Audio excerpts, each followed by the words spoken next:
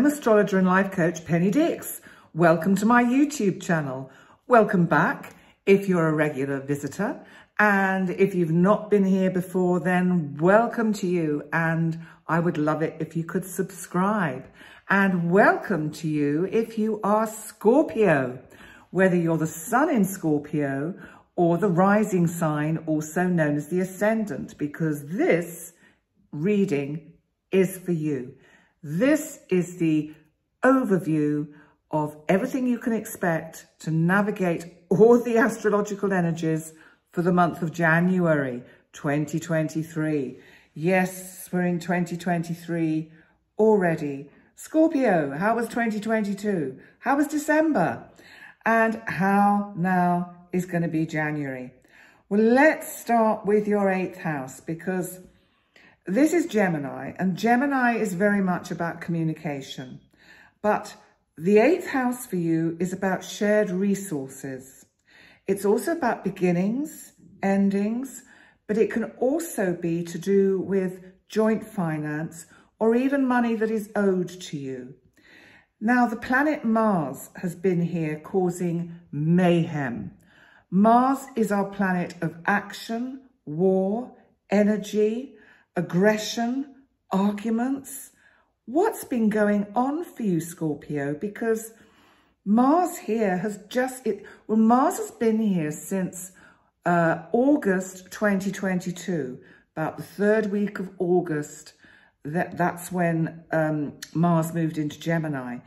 And then Mars went retrograde on October I think it was the 22nd of 2022. And I think Mars has been causing you a lot of problems, a lot of frustration, a lot of irritation. It's to do with anything that is, around your joint finance or pensions, investments. Maybe things have gone astray. Maybe, people just aren't doing or stepping up to the mark in the way that they should. Well, the good news is Mars goes direct on the 12th. And this may see a shift in whatever it is that has been frustrating you about not being able to be fairly dealt with. Now, what's happening is Mars will still be in this part of your sign until March the 12th, when it will finally move into Cancer. So you've got a while longer with this energy. And I think when Mars goes direct, you're going to be coming out all guns firing, because Scorpio can take it so far. And then Scorpio, because its opposite sign is Taurus, is fixed. So eventually Scorpio thinks, right, well, I've tried to do it the nice way. Now I'm just going to do it the way anyone would do it, like the mafia. I'm not suggesting anything as drastic as that, but that's the kind of change in the sort of the thinking that could go on for you, Scorpio. But let's also look at Mercury, because Mercury has been retrograde since the 29th. Now, Mercury, as you know, is our planet of communication. And it's been in Capricorn in the part of your chart that is to do with communication. It's been slowing things down. It's been changing things. It's been changing schedules, structures, routines. You haven't known where you are for this at this time with Mercury doing this, Scorpio. Now, the good news is that it's going direct on the 18th. So that should start to see the sort of the cogs of the wheel flowing and moving more smoothly, and that you're more able to get some kind of definite structure into things that you are planning and things that you want to really kind of get sorted out and tied up and really left in the delete bin of last year. So that's one of the things that's going on. Now, let's also look at Venus, because Venus has been in Capricorn in your 3rd house of communication. And Venus has been adding a kind of a touch of, you are truly valuable, Scorpio. And even though you might have been having some struggles, because that could be to do with that, you know, energy, Mars in your 8th house and Mercury down here in Capricorn. But Venus here has told you that, in a sense, the universe has your back. The universe recognizes your value and will organize things so that things are made fair. Because Venus also rules Libra. So that is about fairness and equality and balance. So quite interesting energy. Now Venus is going to enter Aquarius, which is your 4th house. And that's on the 3rd of January. I think this is just going to mean that you're going to feel much more, it feels a little bit as if you're going to be beautifying your living space. Maybe just making it a little bit more kind of homely and comfortable and luxurious. Because remember, Venus also rules Taurus. So it's bringing in that luxurious edge to how you want your living space to feel. So you might be making a few changes with your home life and your home sort of, you know, base.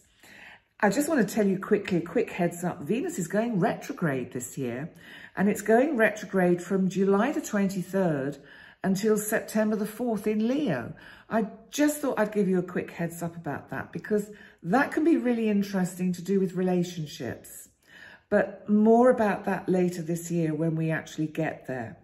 So by the 22nd, Venus will be conjunct Saturn in this 4th house. And it feels as if with Saturn in this part of your chart, you're really feeling that you can put down roots. It feels with Venus here as if you're making some long-term decisions about where you want to be for the next, say, 5-10 years. So, you know, that's something, I think, of this energy. And then by the 27th, Venus will actually go into Pisces, which is your 5th house.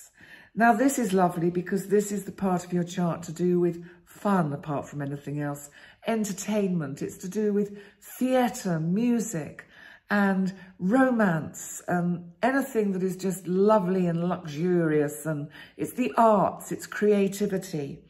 Venus here, I think, is going to make you feel very dreamy, very kind of in need of some kind of input from kind of culture and you know, good, nice things. It feels like you've had enough of the sort of the frugality that the world has kind of been put through with all the various shenanigans going on in different parts of the world, so that you want to have a little bit of fun and enjoyment, and Venus is going to give that to you in this part of your chart.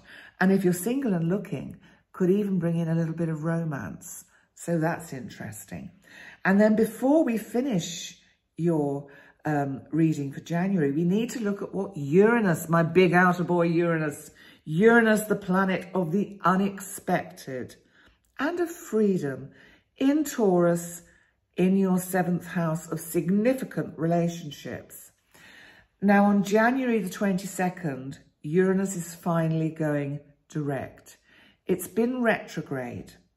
Now, I think what this has done with your significant relationships is that there have been some twists and turns, explosive happenings. Some relationships might have ended. Some might have ended, begun again, ended, begun again.